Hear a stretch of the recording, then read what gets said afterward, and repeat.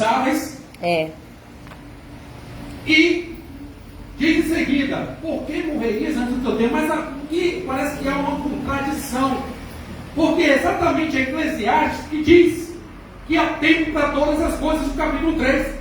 Há tempo de nascer e tempo de morrer. Mas aí diz, peraí, há tempo para essas coisas, mas a pessoa vai morrer antes do que é planejado. Como funciona isso? Eu quero falar rapidamente sobre os 3 tipos de morte.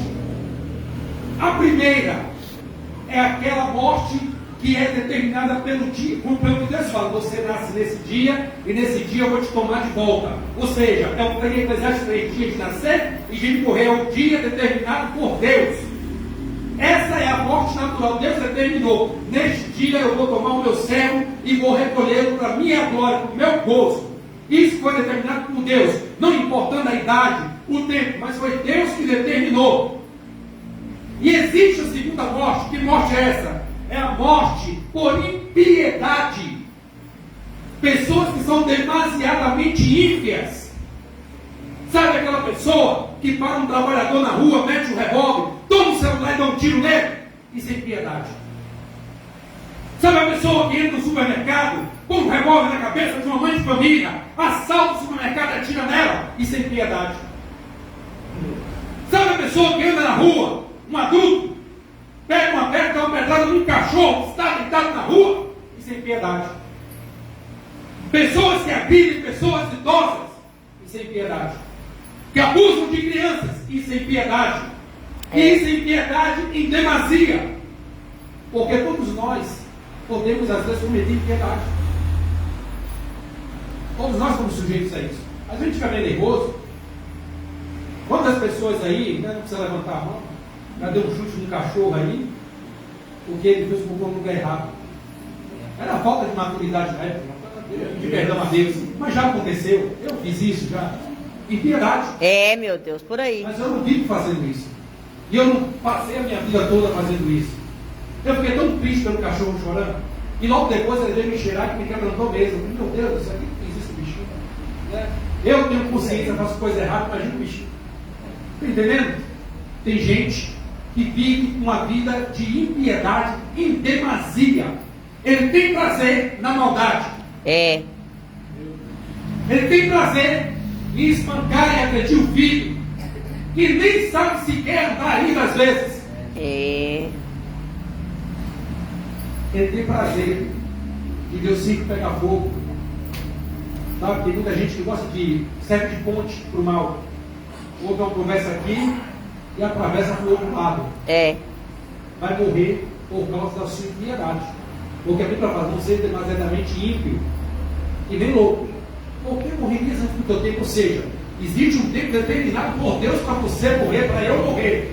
Mas se você for demasiadamente ímpio, você vai morrer antes do teu tempo. Terceiro, loucura, tolice. Deixa eu falar para você.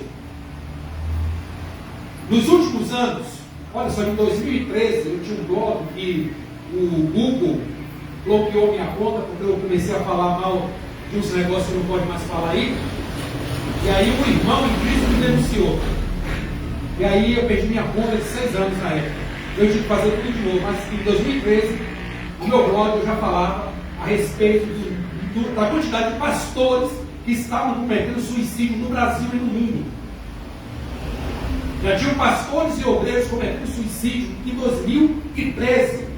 Teve gente que até zombou. Não, isso é quem não é crente é desviado. Não.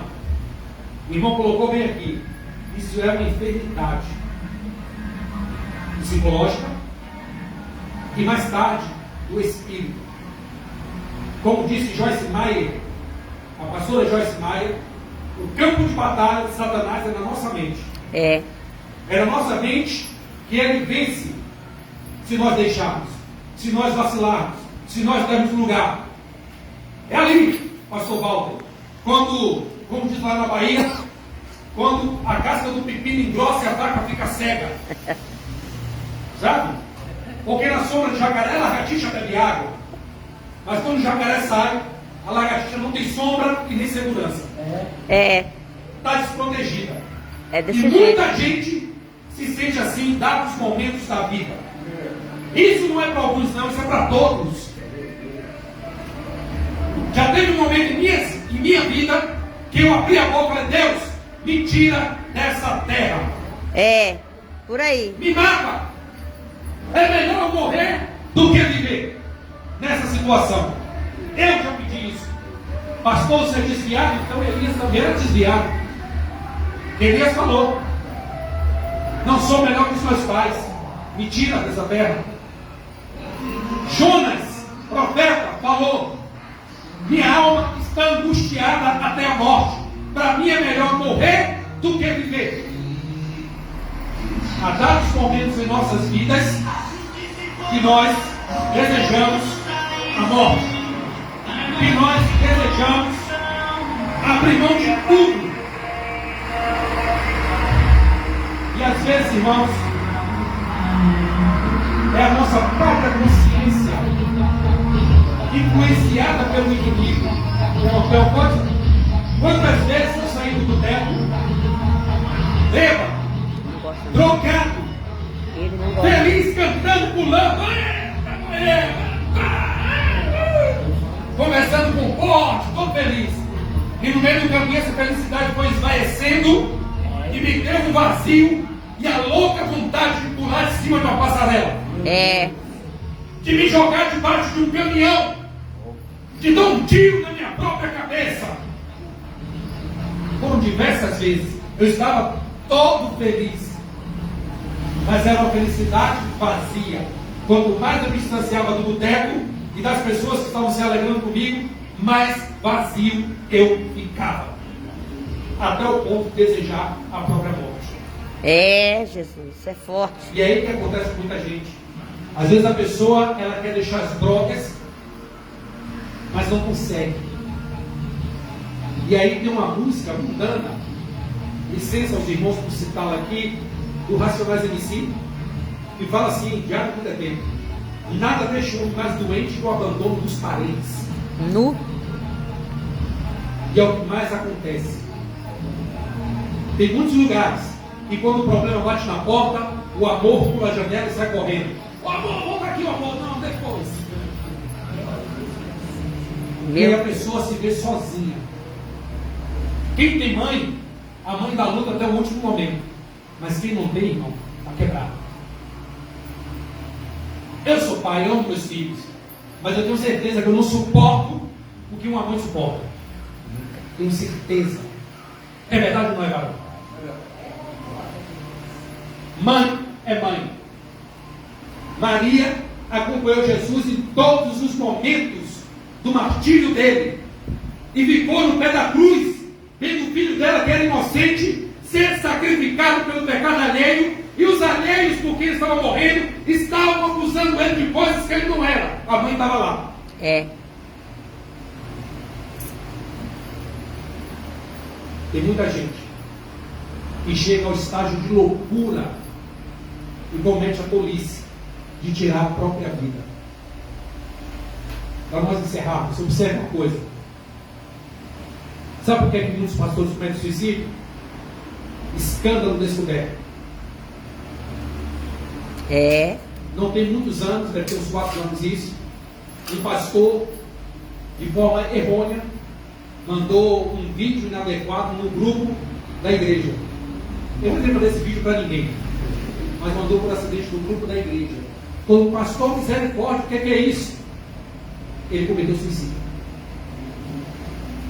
Porque ele não suportou a vergonha do erro que ele cometeu. Muitos líderes perdem a cabeça e dão lugar à loucura. Compreenda uma coisa: todo pecado já foi perdoado na cruz do Calvário. Você só precisa entender isso. Eita, Deus poderoso!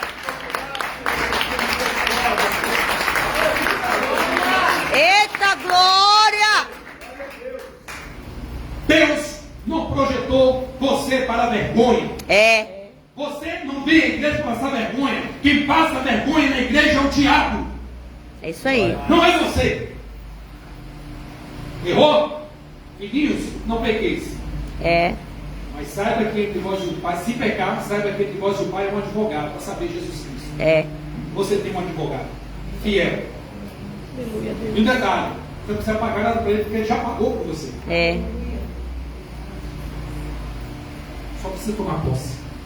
E se esforçar para abandonar o erro. Porque isso está destruindo a sua vida e você vai terminar morrendo por causa da sua loucura. Excesso de drogas mata. De bebida mata. De prostituição, fornicação mata.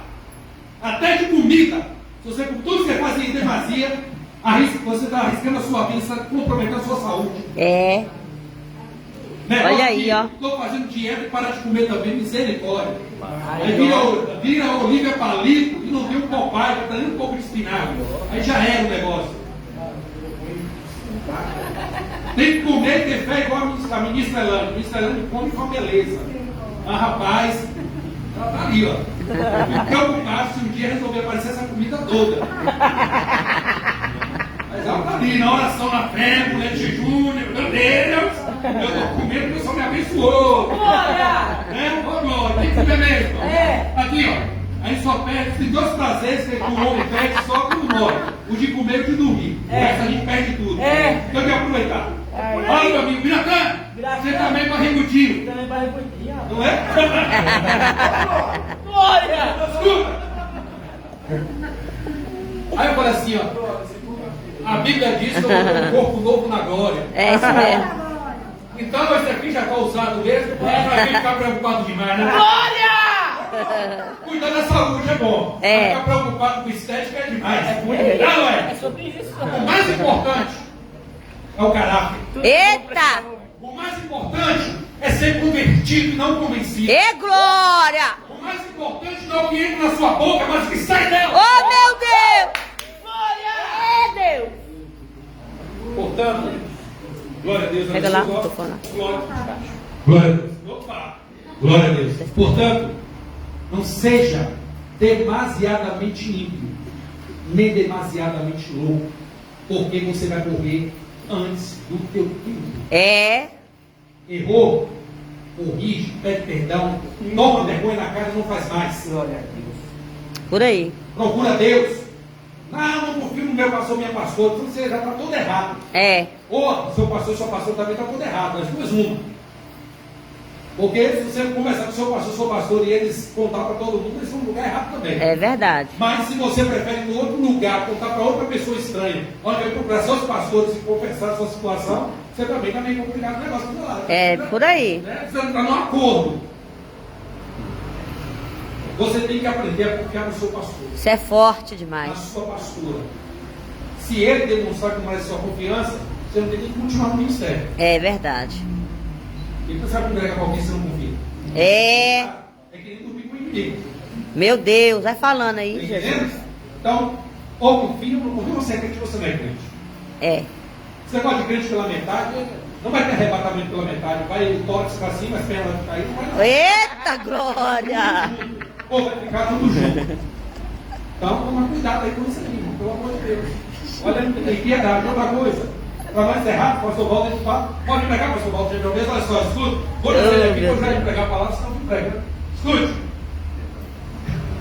Glória a Deus, nome de Deus, gente. Verdade. Essa é uma coisa aqui. Tem gente que fica aí com essa ideia de que vai ter segundo arrebatamento. Hoje um irmão falou isso para mim, eu falei, não, segundo arrebatamento? É, se eu não for no primeiro, eu vou no segundo. Filho, eu acho que não vai ter outro não. É um só e ponto. Depois de ficar aqui, o negócio vai deixar querendo fazer sombra lá. Vai ter água debaixo da asa do gavião. Porque é o seguinte, você na Bíblia fala que quem ficar vai ser justificado pelo seu próprio sangue. É. E não vai ter Espírito Santo para convencer, não. Nem para consolar. Nem vai ter arcanjo Miguel para lá, para cá, com resolver, nem mais anjo nenhum. É você, meu filho. E ele falou assim, meu Deus, mas pregaram para mim, eu não vi, agora eu já sei como é que é a verdade. Eu vou ter que resistir. Vai ter outro arrebatamento, não. É. Ou você vai no primeiro, ou você fica aí com coragem para morrer pelo nome de Cristo, sem o consolo do Espírito Santo. Porque o Espírito Santo será retirado da terra junto com a igreja. É. Não seja demasiadamente ímpio. Detalhe, a palavra, quando ele fala assim, pastor, eu não sou santo, você comete um erro terrível, você é santo sim. A palavra santo não te coloca acima de ninguém, a palavra santo quer dizer separado. Você é separado, agora você pode ser um santo que não anda em santidade, aí é outra coisa. Eita! Mas você é santo. Só que você não está dando testemunho de santo. São coisas diferentes. Mas você é santo sim. E a responsabilidade dos seus atos vão ser cobrados. Meu Deus! É, Jesus, tu és maravilhoso Você demais. é santo, levando vida de quê? De ímpio. É. Porque a palavra ímpio quer dizer não santo. Ou É. seja, ímpios são pessoas que não são separadas. Mas quem é separado em Cristo é santo, pio. Maravilha, Deus! Separado, santo, ímpio, não separado, não santo. Então É. você fala assim, fulano é ímpio, você está dizendo que ele não é santo. Quando eu falo, eu sou pio, eu sou santo, porque eu sou separado. E se eu sou separado, eu tenho que ter atitude de pessoas separadas. Meu Deus! Vamos sobre suas palmas. Oh, glória! Eu vou passar a palavra para o pastor Geraldo. Ele já é um homem abençoado, nem preciso orar por ele. Na verdade, eu deveria estar aqui para ele orar por mim. Oh, glória! Vem, Barão. E ele vai dar o testemunho dele. Eu procurei ser bem sucinto, irmãos, para poder nós ouvirmos um testemunho, porque eu tenho certeza que esse testemunho vai impactar a sua vida e você vai compreender que esse homem teve todos os motivos do mundo para ser um todo, louco e até um ímpio, mas ele não foi. É Amém? forte. Deus abençoe, pastor. Boa noite, igreja. Boa noite. Paz do Senhor Jesus Cristo, amém? Amém. Só não tem essa voz forte, pastor.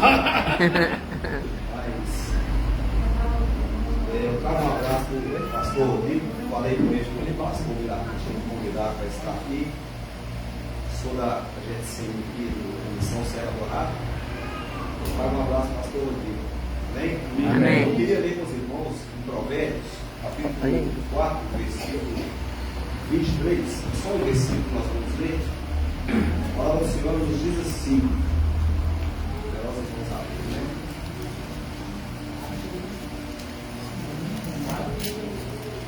4:23.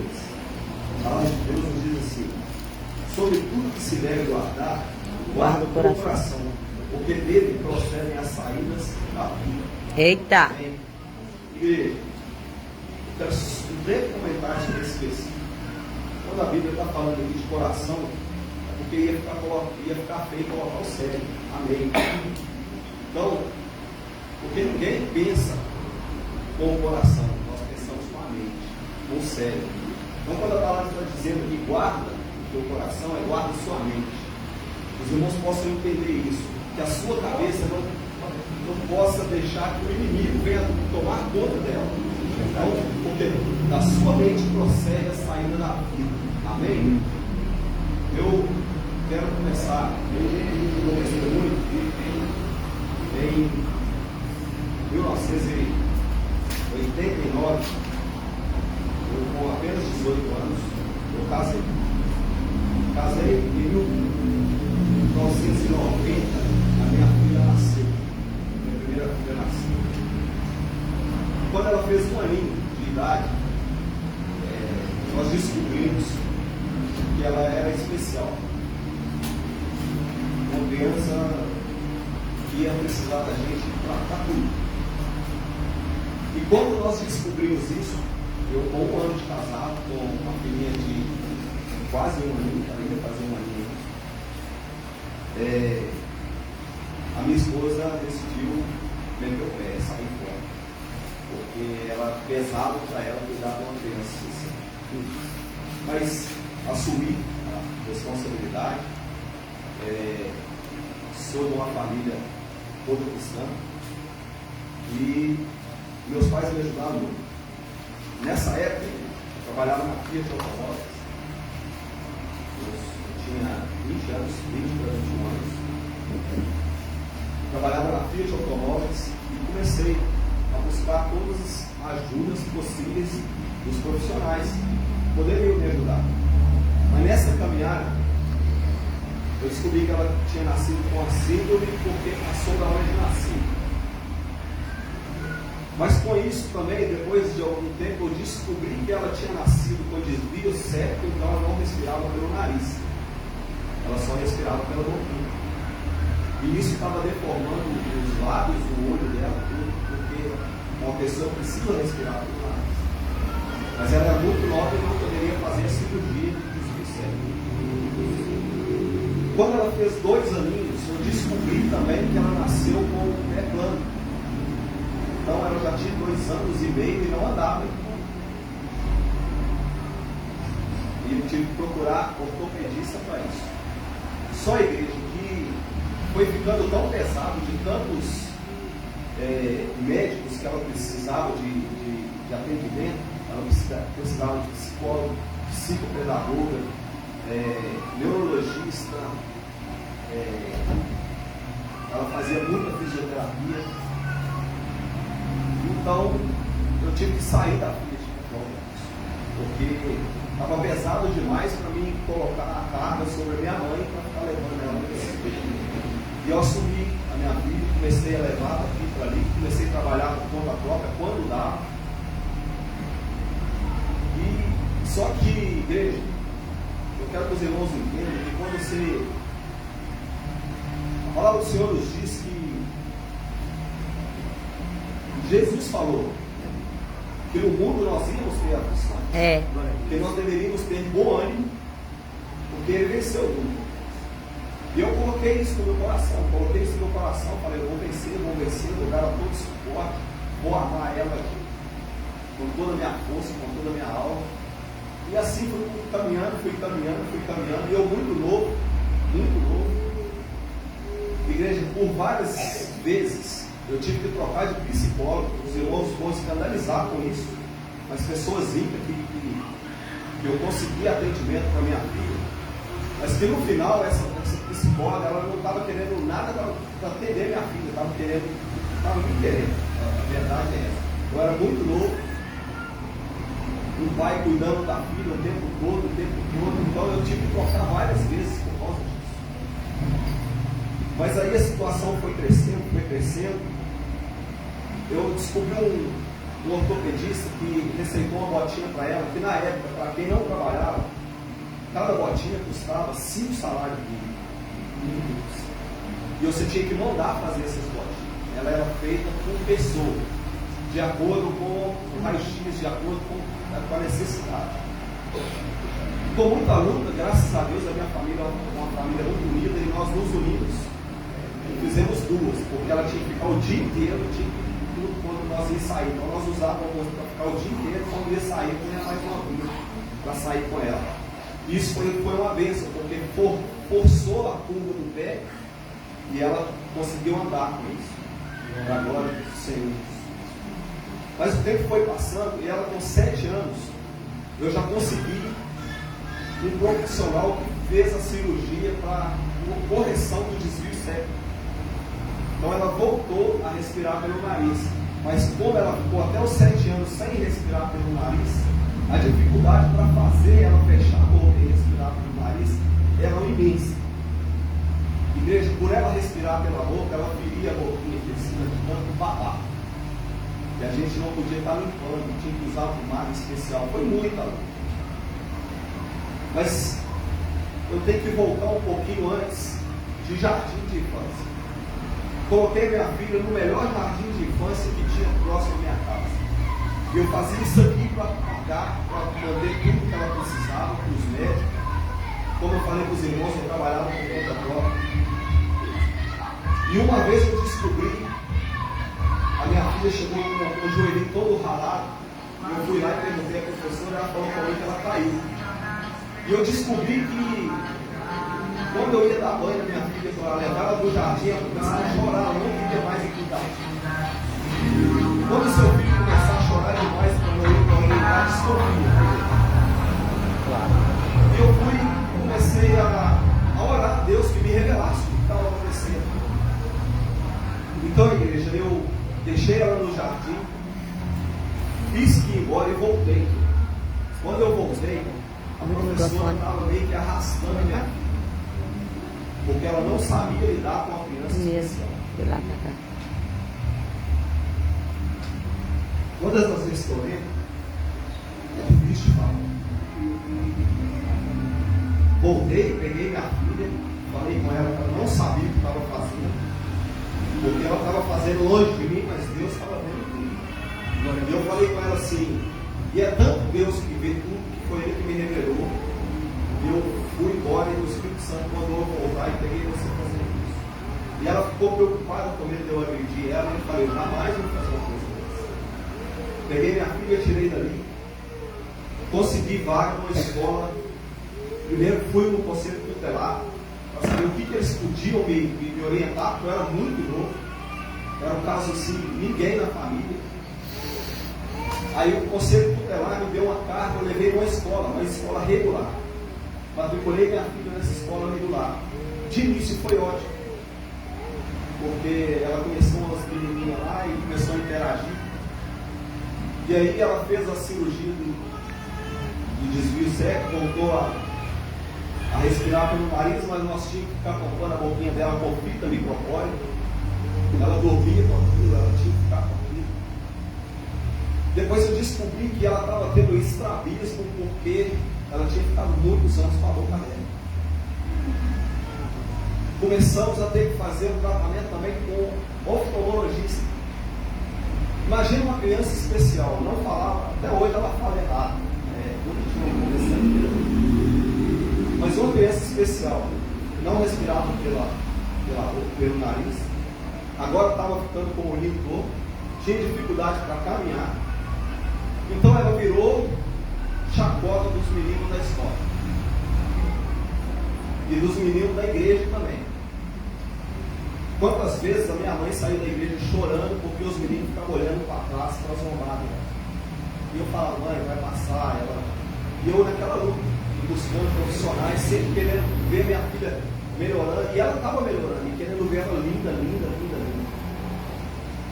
Então, igreja, matriculei nessa escola, mas comecei a procurar escola especial para ela. E eu fui numa escola, eu sou da região do Barreiro, eu fui numa escola, Maria Adélia Ingrid, lá é uma escola para criança especial. E fiz a inscrição dela, só que tinha 230 crianças na frente dela batendo carro. E comecei a levar ela para a escola regular. Levava todos os dias e buscava. Eu conheço minha filha, eu esperava o portão fechar para depois ir embora, porque senão ela saía atrás de mim. Eu tinha que chegar 10, 15 minutos antes, porque quando abria o portão ela já estava lá para sair, para não me perder dela. Igreja, eu descobri que a minha filha estava sendo maltratada na escola regular também. As professoras não sabiam como lidar com ela. Eu descobri que eles prenderam ela até em sala sozinha, sem aluno nenhum. A minha menina tomou trauma, ela começou a ter pesadelos à noite, medo de ficar sozinha.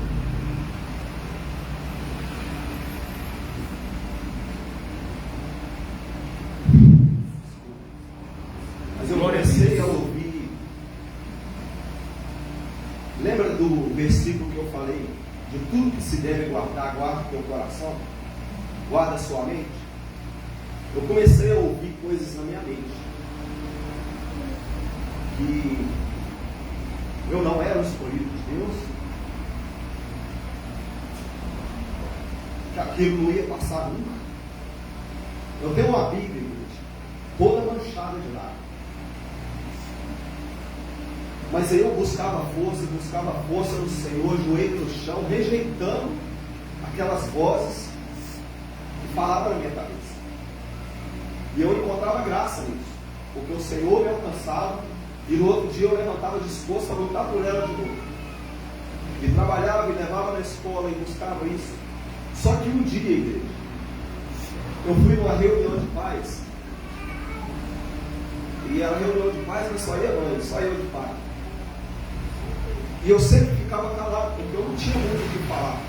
As notas da minha filha era pior, ela não acompanhava. Então uma mãe levantou e começou a falar com a professora: eu gostaria de falar que filho doido não pode estudar com os nossos filhos. Porque vai atrapalhar os nossos filhos. Eu sabia que ela estava falando da minha filha. E 4, 5 mães concordaram com ela. E eu saí dali arrasado. Mas eu sempre apresentava para Deus: Senhor, o Senhor ouviu tudo. Eu não tenho o que fazer. Eu estou aguardando vaga na escola. E eu ia lá, na outra escola, chegava lá e tinha passado 4, 5 crianças que tinham conseguido vaga. Eu era entre 200 e tanto.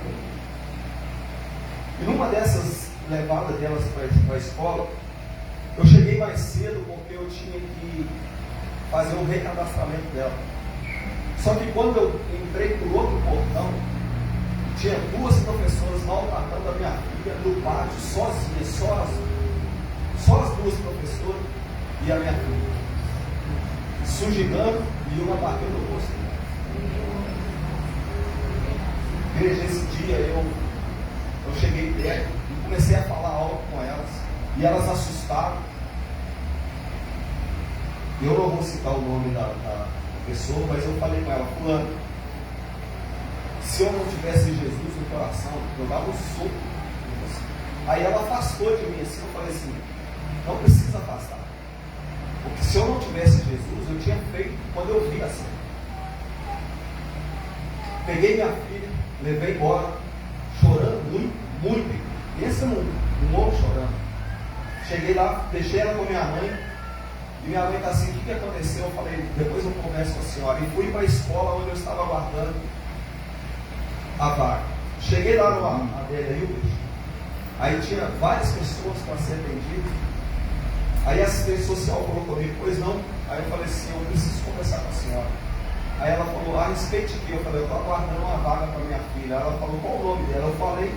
Ela olhou e falou: senhor, ainda falta muita gente. Aí eu falei assim: mas eu preciso falar com a senhora. Aí ela falou assim: mas tem esse tanto de pessoa que me atendeu. Eu falei: eu aguardo. Isso era por volta de 1h da tarde. Deixei para lá, deixei tudo para lá e fiquei aguardando. Ela foi me atender, era 3h40. Nesse intervalo, eu só falava com Deus, Ela não pode estudar mais. Ela tem que estudar aqui, onde as pessoas sabem lidar. E isso minha filha já estava fazendo 12 anos. Quando ela foi me atender, eu abri o coração. Eu contei tudo o que aconteceu na minha vida desde que a minha filha nasceu. Essa assistente social, ela se comoveu e falou assim: pai, eu vou fazer uma coisa que eu não posso fazer. Traz a sua filha amanhã, eu estou arrumando a vaga. Pai, glória a Deus. Na hora que aconteceu isso, só me veio a palavra do Senhor que Deus ama aquele que persevera, aquele que não desiste, aquele que não olha para trás, aquele que vai até o fim. Amém. Porque quando eu recebi a palavra dela que não tinha vaga, se eu voltasse, eu teria ficado sem a vaga. Mas eu perseverei. Eu acreditei num Deus do impossível. E Ele operou a meu favor. Igreja, daí para lá as coisas começaram a fluir. Porque são pessoas estudadas para lidar com crianças especiais. Minha filha começou a participar, começou a ler, começou a desenvolver. Glória a Deus. Aleluia. Aleluia. Então, igreja, as coisas começaram a fluir melhor para mim. Glória a Deus. Só que ela coloquei um aparelho ortodôntico para consertar os dentinhos dela, porque devido ao tempo que ela ficou muito tempo com a boquinha aberta, deformou os dentes. Quando ela fez 14 anos, a minha filha estava linda, linda, linda, linda. Os dentinhos todos perfeitos, respirando pelo nariz. O olhinho dela tinha voltado, porque nós estávamos fazendo exercício com ela, conversando, andando, correndo, natação, bicicleta, tudo para melhorar a coordenação motora. Só a igreja, que a bicicleta era só comigo. Porque ela andava equilibrada. Só que eu corria do lado dela. Eu levava ela numa praça para ela exercer a coordenação motora. Ela pedalava e eu corria do lado dela para evitar queda. E aí veio o 13 de maio, pior dia da minha vida. A minha mãe foi levar a minha filha para andar de bicicleta. E ela tomou um combinho. Porque ela estava andando sozinha. Mas um combinho, só que é uma criança especial. Uma criança que, quando cai, não consegue levar a mãozinha para se proteger. Quando ela caiu, ela bateu o queixo direto no chão. Igreja, ela quebrou os pontos. O maxilar caiu na hora. Ela estava de aparelho ortodôntico. Os dentinhos de baixo bateu nos de cima. Esse osso de cima, que segura os dentes de cima, ele não quebrou. Ele esfareou. Ela perdeu 5 dentes com a raiz e tudo assim, na hora. Sem contar que o maxilar caiu. Eu já estava trabalhando. Aí eu já trabalhava com meu irmão. Me ligaram e falaram assim, ó, a sua filha foi no hospital. Sua mãe foi levar ela lá, mas não é nada não. Foi só um cominho. Eu falei, ninguém toma um cominho e vai para o hospital.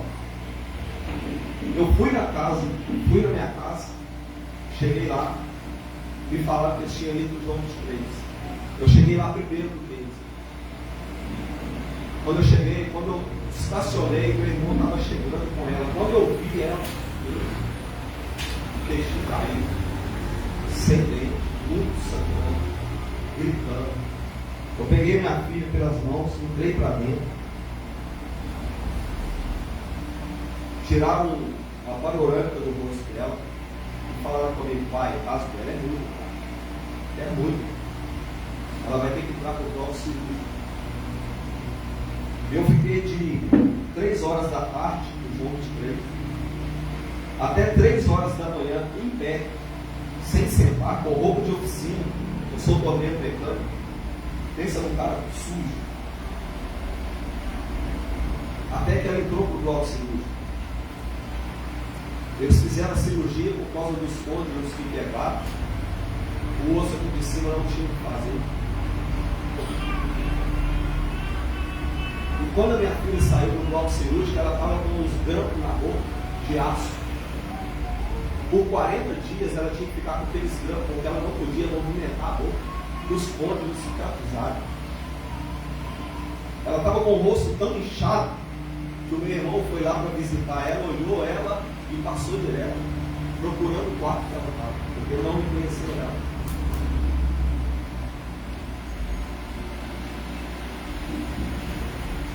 "40 dias com esse 40 dias sem minha filha alimentar uma coisa só, e eu 40 dias sem alimentar junto com ela. O pior é que quando tirou aqueles grampos que ela voltou a se alimentar, eles tiraram outra panorâmica do rosto dela, me chamou e falou, pai, colou tudo errado. Nós vamos ter que quebrar e fazer a cirurgia tudo de novo. É, meu Deus. E eu falando, Deus, eu não aguento mais. Eu não aguento ver minha filha. E saí daquele hospital, igreja. A minha filha, ela virou para mim e falou assim, pai, em nome de Jesus, eu não vou fazer cirurgia de novo. Nem ela não aguentava com o sangue. Ela falou dessa forma comigo, em nome de Jesus, eu não vou fazer cirurgia mais. Eu não tive fé para falar com ela amém. Falei com ela certo, Deus sabe. Voltei para casa, imagina a dor. Contei para minha mãe. Minha mãe é igual a mãe dela. A minha mãe ficou em prantos. Quando deu 6 horas da tarde, eu voltei lá para internar minha filha. Levanta as roupas dela. Levanta tudo. Parecia que o pai estava levando o filho no sacrifício. O tamanho era a força que sentia do coração. Quando eu cheguei naquele hospital, igreja, olha o que Deus prepara. Estava acontecendo um congresso de ortopedistas da face, reunidos os melhores do Brasil inteiro. E de fora do país também. Todos reunidos no lugar. E o caso dela era um caso que eles gostam, caso de ser estudado. Então eles pegaram ela, levaram no meio de todos, e ficou um examina, outro examina, pegava a panorâmica do dia do acidente, pegava a panorâmica depois do acidente. E eu fiquei ali até 7h30, 8 horas da noite mais ou menos. Até que alguém chegou perto de mim e falou assim: Otávio, eu uma notícia do senhor. Ao qual foi? Sua filha não vai mais precisar passar por senhor. Meu Deus. Aí a minha filha já gritou assim lá dentro: não falei, pai? Em nome de Jesus não ia passar por senhor. A palavra do Senhor nos diz assim: ensina a criança no caminho que deve andar, e ainda que envelhecer, não se desviará dele. A minha criança, ela cresceu vendo eu orando com ela, com todas as dores que ela passava. E aí os irmãos acham assim: a sua luta acabou nada, vai escutando aí. Agora minha filha estava toda banguelinha, sem dente na frente e com o osso todo esfarinado. E eu casei, tinha comprado um lote aqui no Serra Dourada, e eu estava com 10 prestações atrasadas, porque eu estava cuidando da minha filha. Estava com uma criança pequena, que é a minha segunda filha, e a advogada do lote me ameaçando de me tirar daqui. E eu falava assim: cara, aconteceu um acidente com minha filha, daqui a pouquinho eu vou começar a pagar, eu vou todo dia. Eu vou lá, vou com ordem judicial e vou colocar você na rua. Era isso que eu ouvi. Só que eu levei minha filha no ortodontista para fazer um orçamento de fazer os implantes. E na época, eu estou falando, minha filha está com 32 anos. Na época ela tinha 15 anos. Há 17 anos. Há 17 anos atrás, um ortopedista me cobrou R$22.000 para fazer o serviço. Eu com 10 prestações atrasadas. Sabe o que eu escutava da minha própria família? Ah, deixa ela assim mesmo, ela não liga. E aquilo doía no meu coração, porque ela não ligava, mas eu ligava. Eu cresci com as crianças debochando dela. E agora, como é que é assim? E eu comecei a falar com o Senhor: Senhor, o norte foi o Senhor que me deu. Eu sei que o Senhor tem uma obra para mim nesse local. Mas a minha filha também foi o Senhor que me deu. O Senhor me deu ela perfeita. E eu quero colocar o Senhor diante. Eu não sei como, Deus. Mas o Senhor é perito em milagres. Eu falava com Deus. Sabe o que aconteceu comigo, Deus? Eu numa dessas viajada, trabalhando, eu batendo lixadeira mesmo. O disco dela travou, eu estava meio que viajando, não segurei direito no braço. Mesmo quando o disco travou, a lixadeira rodou e bateu no meu rosto. Fraturei o nariz. Fiz a cirurgia pelo SUS. Esse cara foi e me deu alta 4 dias depois da cirurgia. Mas não falou comigo que eu não podia trabalhar. Ele me deu alta, eu falei: eu posso trabalhar. Ele me deu alta, mas falou assim, não perguntou com o que eu mexia. O meu serviço é muito braçal, eu trabalho com recuperação de sistema hidráulico de trator, então eu só pego a peça pesada. Numa dessas peças pesadas que eu peguei, eu dei hemorragia no braço. E comecei a sangrar, e nada fazia parte. Eu estava sozinho na oficina, desci até na casa da minha mãe, meus irmãos em outro lugar, peguei uma toalha, peguei o meu carro, falei: mãe, manda alguém comprar comigo. E fui dirigindo, mas sangrando com a toalha de banho, mas sangrando muito. Se eu tampasse o nariz, eu ficava engolindo, então eu deixava sair, dirigindo. Cheguei na clínica onde eu fiz a cirurgia, o médico que fez a cirurgia estava operando em outro hospital. A enfermeira me viu sangrando, me colocou sentado e ligou para ele e falou: eu não posso ir agora, eu vou o mais rápido possível. Eu não entrei para a cabeça para cima. Nesse meio tempo, o meu pai chegou. E daí a 10 minutos, meu irmão chegou. E eu sangrando. Imagine uma pilha, uma lanterna a pilha. A luz fica branquinha e à medida que a pilha vai acabando, a luz vai ficando amarela, vai ficando fraquinha, e assim eu fui ficando. Foi aí eu encostei na parede, e eu orando o tempo todo: Senhor, estou precisando, eu quero viver, eu preciso cuidar da minha vida. Só que eu fui ficando tão fraco. A enfermeira, que é acostumada a lidar com isso, ela já estava desesperada. Eu fui, eu não tinha força para falar mais. Eu chamei o meu pai e falei com ele: pai.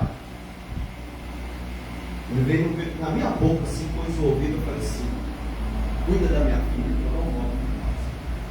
Eu estava me empregando. Meu pai faleceu faz um ano, somente Deus. Ele falou assim: quem vai cuidar dela é você. E ela ajoelhou no hospital, ajoelhou no chão. Eu lembro dessa imagem, dele ajoelhando. Em seguida, meu irmão ajoelhou com ele, começou a clamar, começaram a clamar em voz alta. E as minhas vistas escurecendo.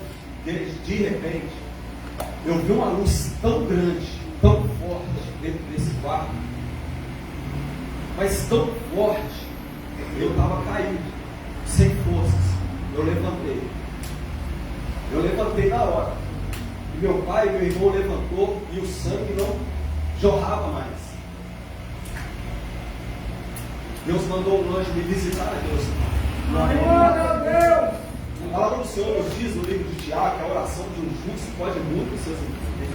A palavra do Senhor nos diz assim: chamai os presbíteros da igreja e orai sobre o enfermo, e o Senhor o colocará de pé. Deus me colocou de pé naquele lugar.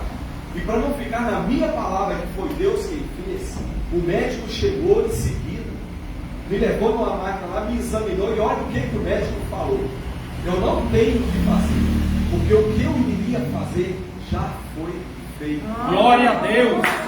Eita glória! Ah, Deus!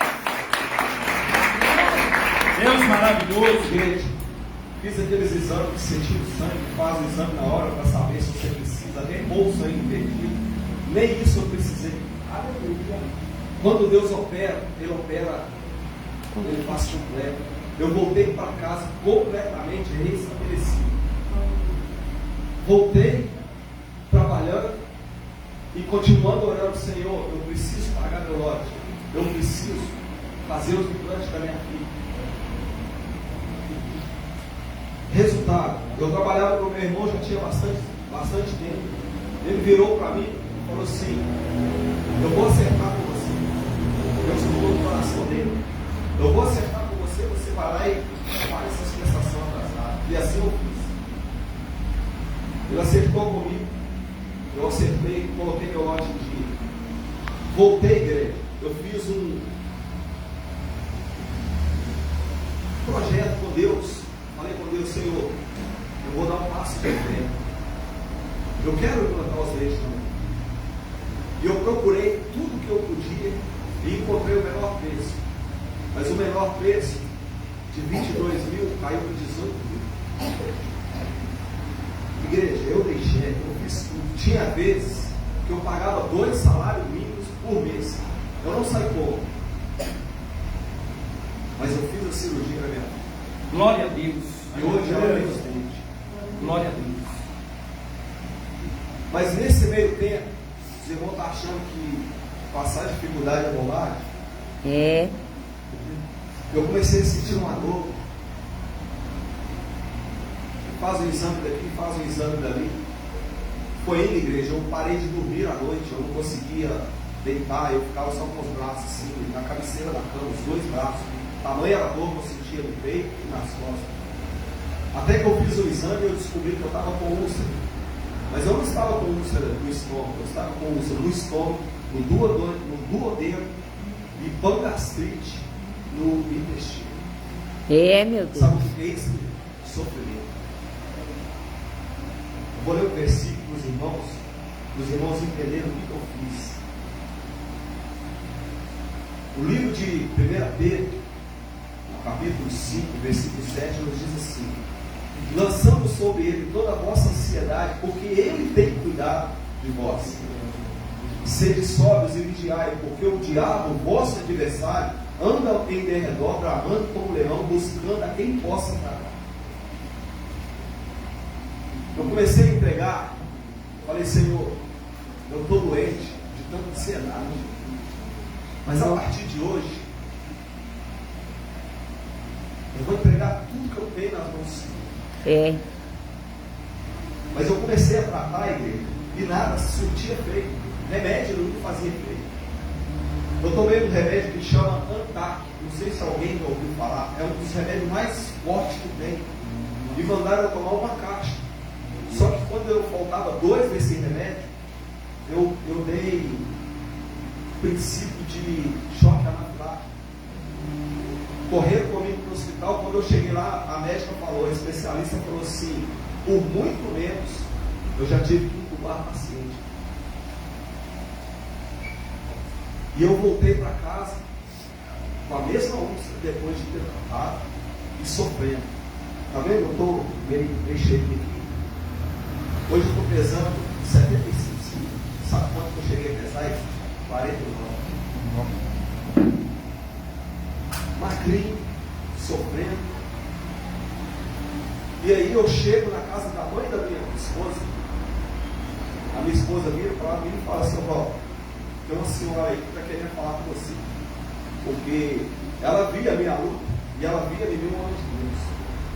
Aí eu falei: o que foi? Ela falou: eu vou deixar para ela falar.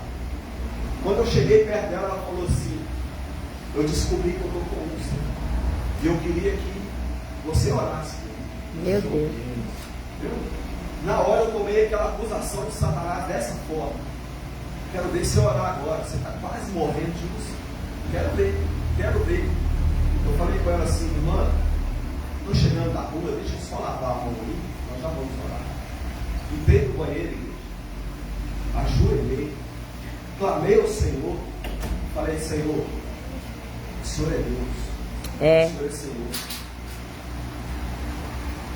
É o motivo que eu tenho para alcançar a vida dela para o Senhor e talvez da família dela. Eu vou orar, Senhor, mas é o Senhor que cuida, é o Senhor que faz. E saí do hospital, do banheiro, igreja. Chamei ela, orei por ela, mas orei, igreja. Pensa, quando eu estava orando, eu senti a minha mão queimando. Eu senti a minha mão queimando. E eu toquei nela. Quando passou 15 dias, ela me chamou e falou assim: Paulo, eu quero congregar no seu igreja, porque eu fui completamente curado. Aleluia, Deus. Vocês estão dando glória a Deus? Quando ela falou comigo assim, aí eu bati no mim. Eu falei assim: tem 15 dias também que eu também não sei. Glória a Deus. No instante que eu toquei nela para curar, o Senhor me curou da úlcera.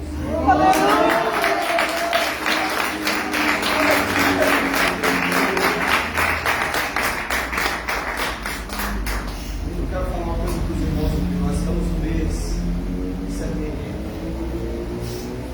Muitas pessoas não aguentam notícias ruins e entendem contra suas próprias vidas. Eu quero te falar que as notícias ruins, elas vão nos acompanhar, porque nós estamos sujeitos a isso. O irmão falou aqui sobre Eclesiastes. Eclesiastes fala que há tempo de chorar, há tempo de sorrir. O meu tempo de chorar agora é só quando eu dou testemunho, mas é porque eu olho para trás e vejo a grandeza do meu Deus, o tamanho da mão dele me sustenta. Os irmãos estão entendendo? Nesse tempo todo, igreja, vocês não viram tocar no nome da mãe ou da criança. Você sabe por quê? Ela nunca ficou um dia no hospital. Ela nunca foi numa reunião de escola. Ela nunca gastou R$1 para fazer um hospital, para nada. Mas também não precisou.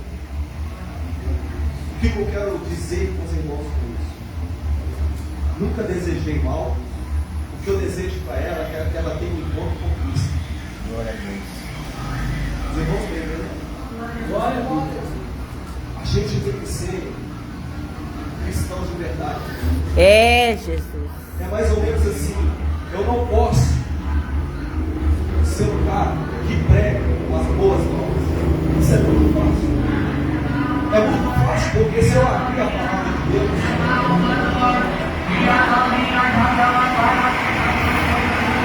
se eu abrir a palavra de Deus, tudo que está aqui é verdade. A palavra de Deus ela não volta vazia. Mas o que Deus quer de mim, de você, é muito além disso. Nós temos que ser a boa mensagem. Aleluia.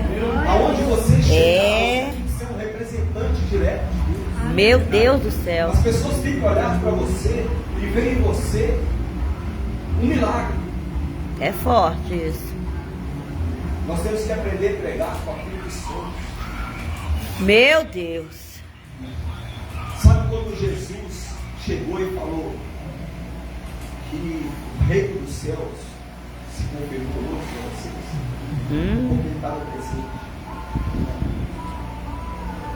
Sabe quando a gente chega e prega para alguém? Significa que você está presente. Você é um representante direto do reino. Aleluia. Glória a Deus. Leve isso para a sua vida. Não deixe tristeza nenhuma azedar o seu coração. Lembra do primeiro versículo que eu li aqui?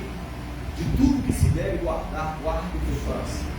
Guarda o teu coração em Cristo. Guarda o teu coração, porque um dia ou outro você pode passar por uma situação difícil. Mas se você guardar o seu coração em Cristo, você entra e sai dessa situação. É. Amém? Aleluia. Eu podia ficar aqui falando até amanhã, mas tarde. Eu só queria aqui orar com os irmãos. Glória.